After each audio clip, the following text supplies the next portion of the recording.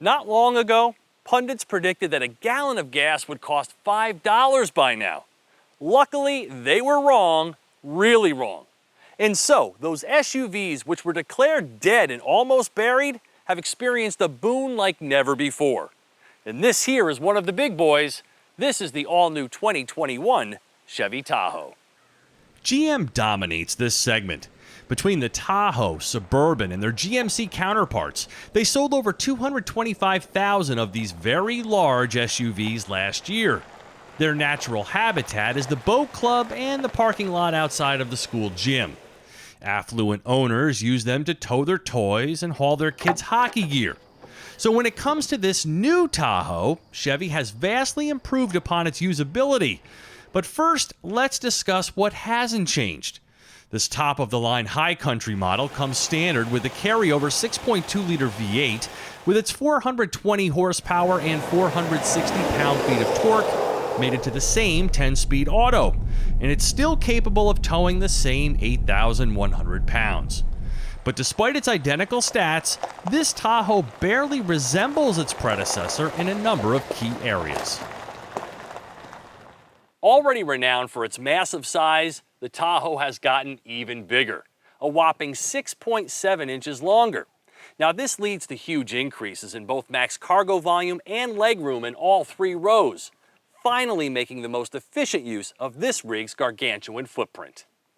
For the first time, the Tahoe's second row seat slides, approximately 10 inches, and the second and third row seats now fold more easily, and the load floor is both flatter and lower, simply making the Tahoe easier to use.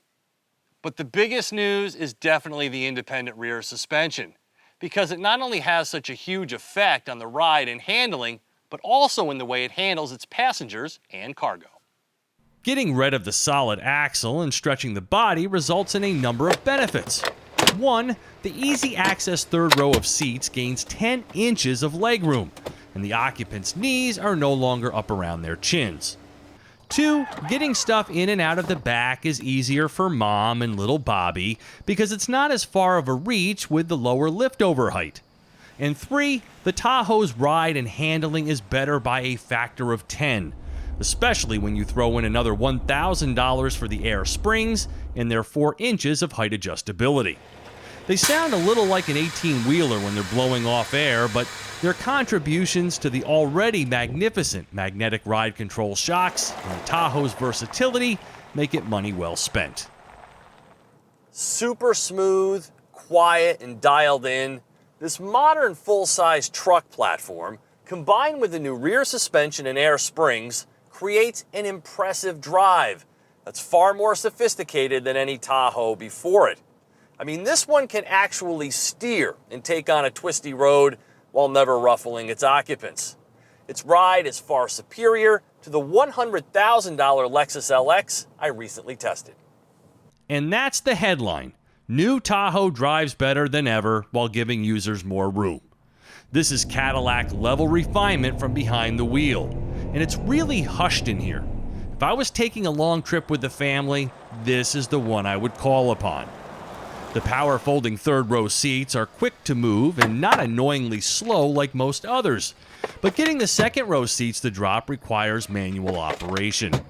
And voila, there's your flat load floor with massive amounts of cargo room. Now, when the seats are upright and occupied, the rear seat media system gives the kids a modern way to stay connected, allowing them to enjoy their music and videos via a tilting touchscreen that even provides access to the navigation system. On second thought, that could be dangerous. This is part of my tester's most expensive option, the $3,355 technology package. Also bundled in there is the advanced trailering system with side blind zone alert, which covers all the way through the trailer. And take a look at all of these goodies to make you feel more confident when there's something in tow, including 9 different camera views to get the positioning just right. But, as I often opine, initiating the camera should be as easy as pressing a real button and not one hidden in the touchscreen. Per usual, GM's electronics are excellent and easy to use, with items like a brilliant heads-up display, rear-view camera mirror, vibrating safety alert seat, and automatic climate-controlled seats.